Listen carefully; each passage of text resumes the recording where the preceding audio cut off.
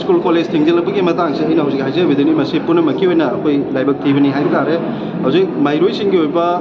democratic right हाइजेब तारे मखोगी माहि तमम सिंग असे मखोनि थिंजलकान थम्बीबे से मसी मिपुम खुदिमोना कदेम तोबम थोकवा दुगुम्बा थोंग अमनी हाना नुमित निनी सुमाइना तौरमकांदा सुति लाउथोकमकांदा हौजिकना मतम कक्तना ना लाउथोके बाइबेसी मसे मैरोइ खुनाइनि यामना हक्चना लौबा दुगुम्बा